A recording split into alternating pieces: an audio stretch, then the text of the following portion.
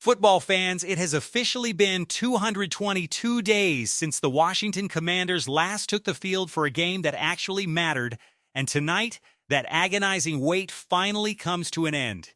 The Commanders host the Miami Dolphins in their preseason opener, and while this game will not count in the standings, there is genuinely a lot riding on it for a specific group of players.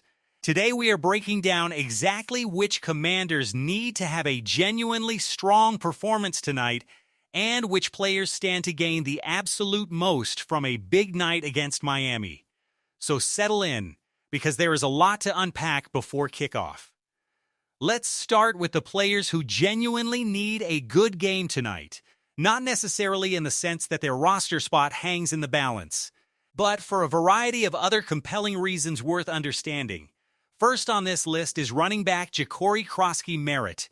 He has reportedly had a couple of genuinely strong practices throughout camp, but there simply has not been a whole lot else to point toward, and he did not do much of note during the recent joint practice against Miami. To be fair, his overall value as a player specifically shows up once the pads come on, and he can be truly physical between the tackles, which simply has not been fully on display yet given the nature of modern practice sessions. But the standard for every other player on this roster has been prove it on the field, not simply wait for game day, and now that game day has finally arrived. This represents his first real opportunity to do exactly that. With other backs either resting or dealing with injuries, expect Krosky-Merritt to see a significant workload tonight, likely somewhere in the range of 15 or more carries, giving him a genuine opportunity to show exactly what he can do. Running back Jerome Ford also lands on this list, primarily because of the sheer level of competition and crowded depth chart he currently finds himself navigating. As a proven veteran with real NFL production on his arsenal, he currently is not starting ahead of the top two options in that room, and he does not necessarily offer the same specific value as some of his other backfield competitors.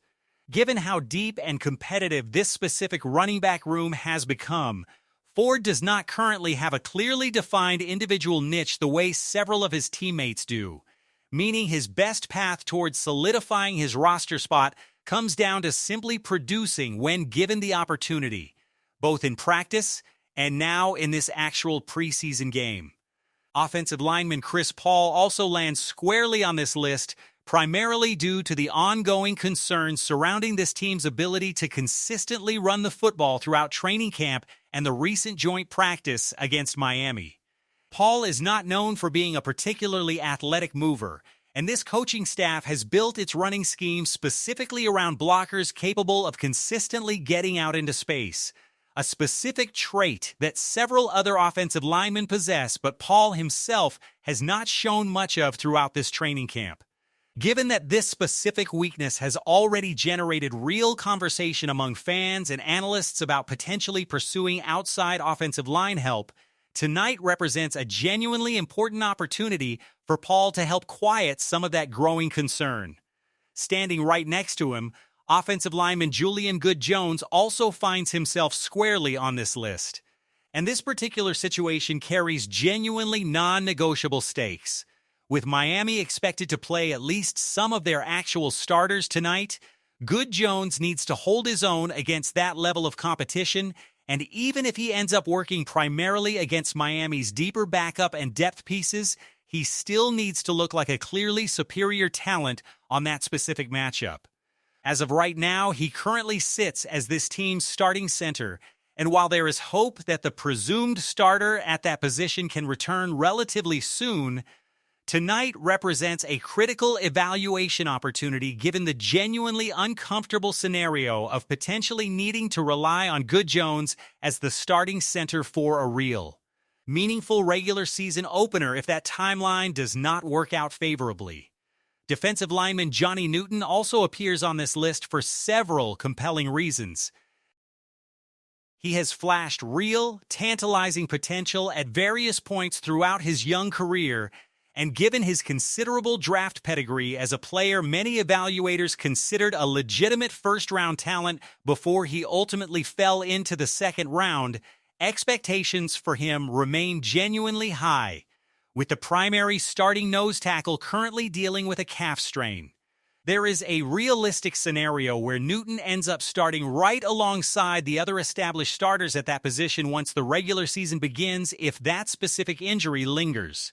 Given that reality, tonight represents a genuinely important opportunity for him to build real game rep sharpness and start translating his obvious physical tools into consistent, visible production against a Dolphins offensive front that he should by talent alone be able to dominate. Cornerback Mike Sainristil also lands on this list, largely for reasons connected to his overall public perception heading into this game. He has, by most honest accounts, not had a particularly strong training camp so far. But as has become something of a pattern with him, the moment he stepped into a genuinely competitive environment during the recent joint practice against Miami, he came away with a pick six. While the preference would always be a cornerback who plays consistently sound coverage rather than one who gets beaten regularly but occasionally makes a splash play, Sainristil clearly has the ability to make positive, momentum-shifting plays when given the opportunity. Given that Miami's current wide receiver room lacks much proven, established NFL talent, tonight represents a genuine opportunity for him to reestablish some positive momentum in his ongoing battle to hold down a starting cornerback role. And finally, rounding out this list is not a specific individual, but rather an entire position group, the backup defensive tackles fighting to fill in behind the starting nose tackle spot. Given that none of this team's top three defensive tackles profile as true, prototypical nose tackles, depth options like Shaka Toney, Ricky Barber, and Jeffrey Amabu could all realistically factor into that specific competition.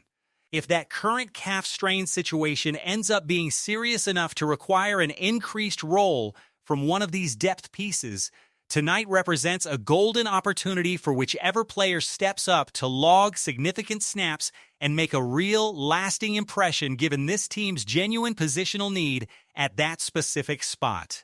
Now, let's shift over to an entirely different, arguably even more compelling list, the players who genuinely have the most to gain from a big performance tonight.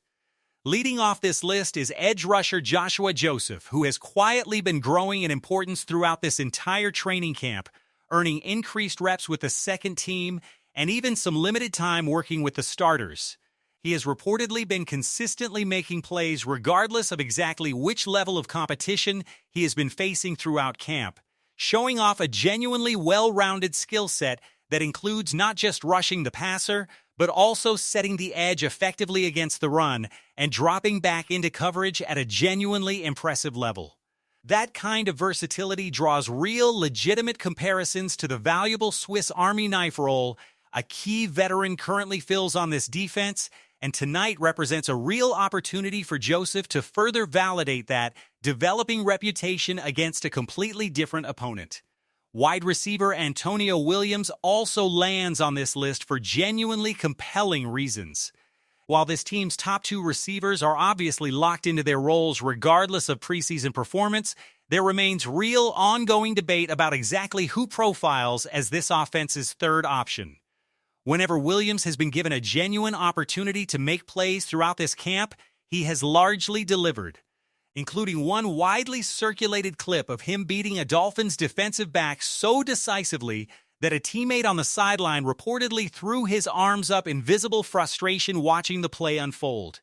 He also flashed real versatility during the joint practice, lining up at running back and hauling in an impressive touchdown on a wheel route. Given the level of praise and expectations surrounding him, tonight represents a real opportunity to further validate his standing as a legitimate contributor within this offense. A trio of veteran receivers, Dyami Brown, Van Jefferson, and Jaden Bradley, also collectively land on this most-to-gain list, given that at least one, and possibly two, additional receiver roster spots remain genuinely up for grabs behind this team's already established top options. Each of these three players brings a slightly different value proposition to the table. Whether that means special teams contributions, veteran reliability, or simply flashing enough upside to force this coaching staff into a difficult final roster decision. Whichever of these three receivers stands out most tonight will have taken a real, meaningful step toward securing his own spot on this final roster. Safety Tyler Owens also lands on this list. Given his genuinely unique role within this new defensive scheme, despite entering the league as an undrafted free agent and occasionally struggling with the mental processing side of playing safety at this level, this coaching staff has continued finding creative ways to deploy his exceptional natural athleticism, including extensive reps playing down in the box in a hybrid role that borders on true linebacker responsibilities. Given his outlier level of pure athletic talent, arguably among the very best on this entire roster, finding the ideal role and package to fully unlock his physical gifts could make this defense significantly faster and more versatile as a whole, and tonight represents a genuine opportunity to continue building that developing case. Linebacker Ali Kaho Rex also appears on this list, given his continued growth beyond simply being known as a valuable special teams contributor. He has reportedly been fitting the run extremely well throughout this entire camp and flashed real coverage ability during the recent joint practice, getting a hand on a pass in the end zone during a specific red zone drill. Given the genuinely deep competitive linebacker room he currently finds himself competing within, continuing to build on that developing two-way value tonight would go a long way toward further solidifying his standing on this roster. Receiver Colson Yankoff also lands on this list, having produced some of the single most electric, highlight reel-worthy catches throughout this entire Commanders training camp. Importantly, that flash has been backed up by genuinely consistent overall production as well, not just occasional spectacular grabs. That said, he did not factor into the actual box score during the recent joint practice against Miami, a reminder that these live game repetitions carry considerably more weight and evaluation value than practice performances alone. Tonight represents a genuine opportunity for him to translate that training camp buzz into tangible, on-field production in an actual competitive game setting. Rounding out this list are two broader categories worth watching closely. First, virtually any cornerback beyond this team's clearly established top options, given the genuine uncertainty currently surrounding exactly how many total cornerbacks this roster ultimately keeps, and genuine questions surrounding several of the presumed top options at that position. Any depth cornerback who can make a genuinely notable play tonight has a real opportunity to insert himself into that broader roster conversation. And finally, both kickers currently competing for this team's primary place-kicking job. Given that this coaching staff has continued auditioning both candidates extensively throughout camp, expect each kicker to see meaningful action tonight, whether split by half or through some other rotation. Whichever kicker delivers the more impressive, consistent performance takes a real step toward finally settling that lingering position battle. So there you have it, football fans, a comprehensive breakdown of exactly which Commanders carry the most weight and opportunity heading into tonight's long-awaited preseason opener against Miami. From offensive linemen looking to quiet growing concerns, to a former high draft pick searching for his breakthrough performance, to a collection of receivers, defensive backs, and specialists all fighting for genuinely meaningful roster spots, there is an enormous amount of real, substantive stakes buried within what will officially go down as a meaningless preseason contest. So now it is your turn, and we genuinely want to hear what you think about everything covered in this preview. Which player on this list do you think has the absolute most riding on tonight's performance? Are you confident that Antonio Williams can fully establish himself as this team's clear third receiving option? And which kicker do you think ultimately wins that ongoing competition? Drop your thoughts and predictions down in the comment section below, because we absolutely love hearing what all of you think. If this preview got you fully locked in and excited for tonight's long-awaited return of Commanders football, do us a favor and smash that like button. It genuinely helps this channel reach even more passionate fans just like yourself. And if you have not already subscribed, now is the perfect time, because we are going to be right here bringing you every single pregame preview, and every bit of behind-the-scenes coverage all the way through this incredibly exciting season. Thanks so much for watching, and we will catch you in the very next update. Hail to the Commanders!